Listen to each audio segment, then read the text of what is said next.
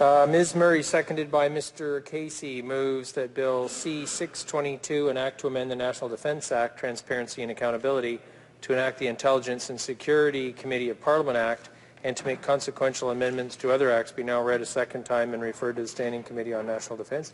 Debate. The honourable member for Vancouver Quadra. Hear, hear. Thank you, Mr. Speaker. It's indeed a pleasure to rise today and speak on my private member's Bill C-622, the CSEC Accountability and Transparency Act. This legislation takes an important step forward in updating the framework for accountability and transparency for Canada's Signals Intelligence Agency, and it tasks the public's representatives, that is, Canadian parliamentarians, with the responsibility to review and report on the intelligence and security activities of our government. In the wake of the recent deadly attacks on our soldiers and on Parliament itself, all party leaders confirmed their commitment to protect the rights, freedoms, and civil liberties of Canadians, even as security measures are analyzed and strengthened. Indeed, Canadians expect these fundamental aspects of the very democracy being guarded to be respected, and that is the underlying intention of this bill. I invite members of all parties to support sending it to committee for further examination and signal the authenticity of their commitment to these democratic freedoms. Canada does have important guardians of privacy rights, both in law and in our provincial and federal privacy and information officers. And we have, in general, strong privacy protections in Canada, although these must continue to contend with the fast pace of technological change. Where they can be weak, though, is in the scrutiny of the activities of intelligence and security agencies like Communications Security Establishment of Canada, or CSE. And my bill aims to ensure sufficient privacy protections for CSE operations on the multiple fronts of its mandate, both abroad and at home.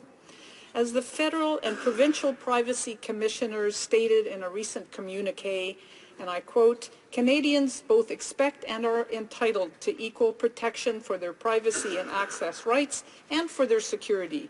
We must uphold these fundamental rights that lie at the heart of Canada's democracy."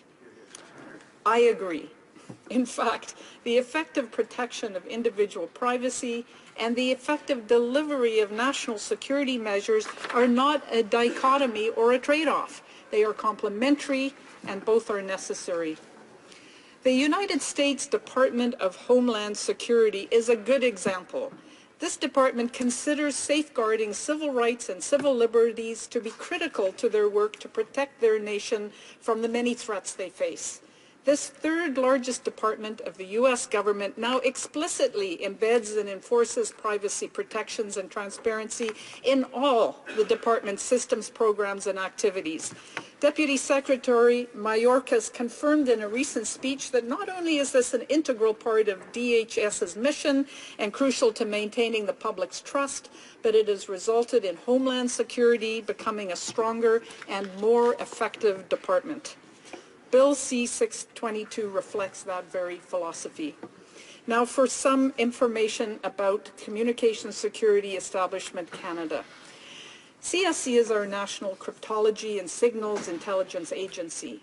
It functions within a global alliance of partner signals intelligence agencies in the US, the UK, Australia, New Zealand, known as the Five Eyes. CSE intercepts and decodes foreign communication signals. It is the lead agency for cybersecurity for the federal government.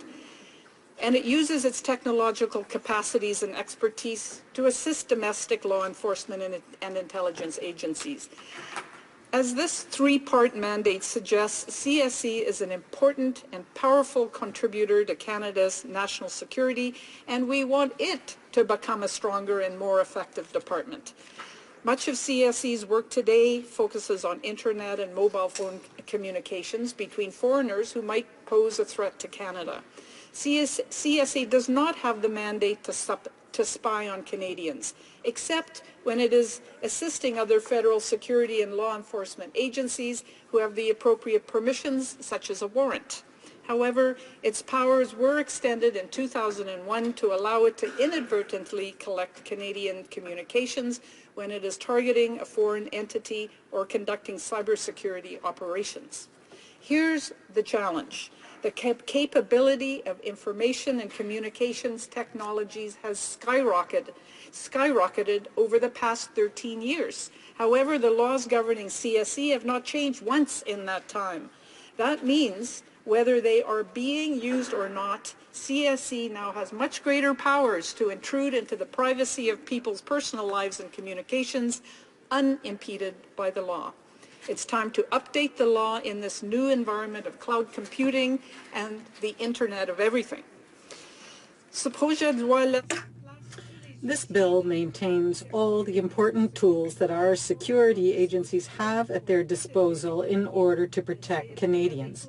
The CSE has intrusive powers that are often absolutely necessary. However, Canadians want us to be able to ensure that their privacy, and in particular, the confidentiality of their communications, will not be invaded in a way that would not have been even technologically possible a few years ago. Concern of Canadians is government's access to their metadata.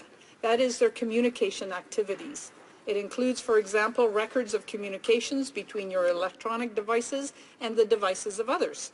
On the surface, intercepting metadata may not seem terribly intrusive, but metadata is effectively the how, when, where, and with whom you communicate electronically.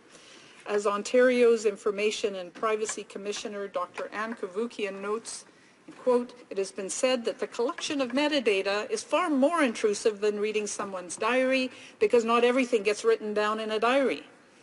End quote. Last January, Canadians learned that CSE collected, tracked, and analyzed the metadata of unsuspecting passengers who logged into the Wi-Fi at a Canadian airport.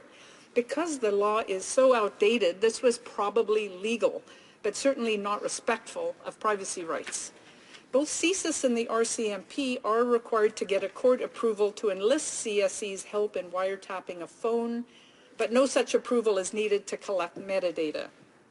In June of this year, the Supreme Court ruling R versus Spencer was a strong endorsement of Internet privacy, including the privacy of metadata. A second concern is the Defense Minister's quasi-judicial power to issue blanket approvals for CSE operations that will likely capture private communications of Canadians, without needing to explain his or her reasoning to anyone. These ill-defined and overly broad ministerial authorizations have been criticized by CSE commissioners for almost a decade. A further concern is the absence of accountability or reporting regarding information sharing between CSE and other security and intelligence agencies.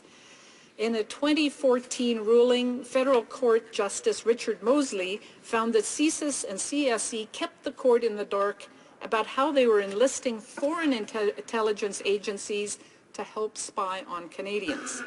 He noted that the information CSE had shared without legal authorization put 2 Canadians at risk while they were traveling abroad.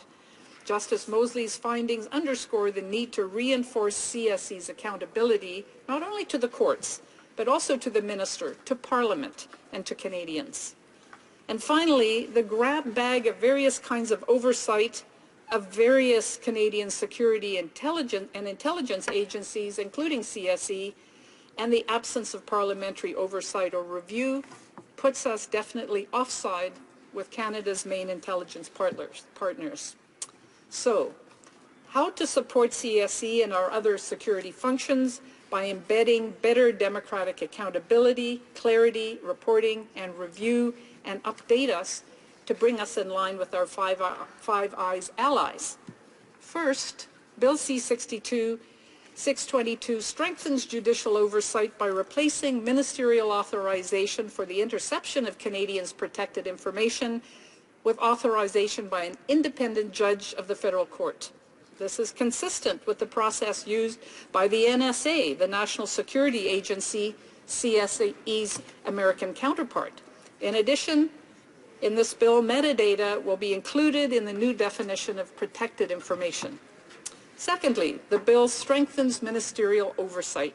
It requires the Chief of CSE to inform the Minister of sensitive matters likely to have a significant impact on public or international affairs and any national security or policy issues. The Chief must also inform the Minister and the CSE Commissioner of any operational incidents that may have an impact on the privacy of Canadians. Each fiscal year, a detailed report will be provided to the Minister and the National Security Advisor to the Prime Minister on the activities carried out by the agency during the fiscal year, including any requests to share information with other Canadian security agencies. Troisièmement, Third, the office of the CSE Commissioner will be strengthened. The Prime Minister will be required to consult with opposition leaders before choosing a commissioner. The appointment process will therefore become more independent. The commissioner will have to ensure that CSE's activities are not only compliant with the legislation, but also reasonable and necessary. And he will be required to table sufficiently detailed public reports in order to ensure that Parliament and the population are adequately informed about public interest issues. The only exception will be confidential information about international affairs, defense, and security. the bill provides for oversight that is accountable to the public for all Canada's security and intelligence agencies. This integrated overview of the functioning of these sometimes siloed agencies will bring new solutions to strengthen security measures and privacy protections alike. The specific mechanism is a multi-party committee of security-cleared parliamentarians, the Intelligence and Security Committee of Parliament.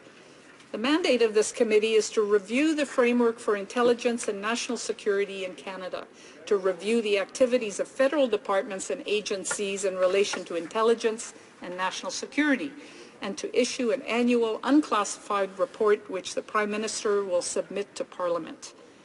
Former CSE Chief John Adams supports such a review committee, noting that Canadians are more likely to trust an MP saying that Canada's spy agencies aren't violating their privacy than they are to trust the heads of the very spy agencies saying the same thing.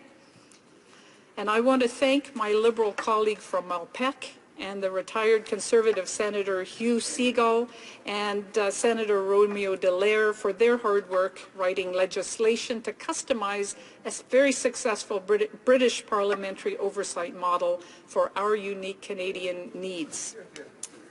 Les pouvoirs et le CSE's powers and the scope of its surveillance abilities will be increased. Therefore, its accountability to the public will also increase. The current system is outdated and flawed. Parliament is not able to fulfill its oversight duties, and the National Defence Minister's ability to authorize the CSE to monitor Canadians' communications is too broad. By adopting my bill, Parliament will increase CSE's accountability and will give Canadians privacy protection that is closer to that the Americans and the British already take for granted. Bill C-622 seeks to modernize outdated laws and embed individual privacy rights within the framework of security and intelligence. Its accountability and transparency measures will restore Canadians' freedom to communicate with each other and with the world without the fear of unlawful or unethical access to their private communications. It seeks to ensure that Canadians can have confidence in the work of CSE and can trust that government's intelligence and security activities are held to account by the Parliament of Canada, whose duty it is to ensure that Canadian democratic rights and interests are properly protected. Public trust. Trust that our civil liberties are respected. Trust that our rights and freedoms are embedded. These are key ingredients in the strength and effectiveness of the critical work that security and intelligence agencies do to protect the safety and security of Canadians. I'd like to express my gratitude for the help and support of some of Canada's top experts in privacy, security, and intelligence, notably Professor Wesley Wark of U of Ottawa and Stephen McCammon of the Ontario Privacy Commissioner's Office, and the many others who helped me develop this essential step forward in protecting the fundamental Canadian securities and freedoms. Thank you. Questions and comments? Honourable Member for St. John's East. Thank you, thank you, Mr. Speaker. And I want to thank the member for bringing forth this legislation to allow the debate that we're having here today. I just want to let her know that we do support this at second reading and want to see it studied in committee. But I would ask a couple of questions. One, she knows, of course, that we have a motion, or I have a motion, M61, which is to set up an all-party committee of this House to examine the entire issue and come up forward with the best model. If her own bill here is not accepted by the House, would she support that approach, having a committee of this House, all-party, to look into the whole issue and come up with a model that can be recommended to the House? Secondly, if she wants it to be a democratic committee and have the confidence of the public, as she said, that MPs can say that their security is protected, why do we not have simply a committee of this House for oversight? Why would we want to include unelected senators? And thirdly, I recognize the importance of metadata, and as her definition of it is actually quite good, but I do note that part of the mandate of CSEC is the third mandate of CSEC requires or allows or provides for the CSEC to assist, provide... Order.